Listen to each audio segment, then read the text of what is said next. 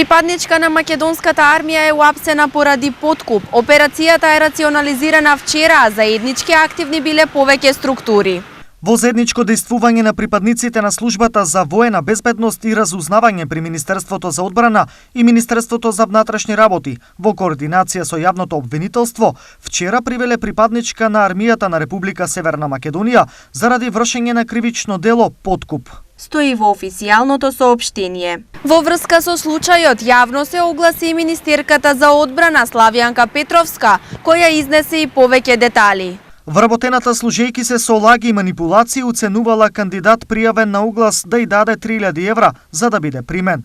Кандидатот е успешен и секако ќе беше примен, а лакомата вработена е лишена од слобода, ќе го изгуби работното место и ќе биде кривично гонета, исто како и низините соучесници.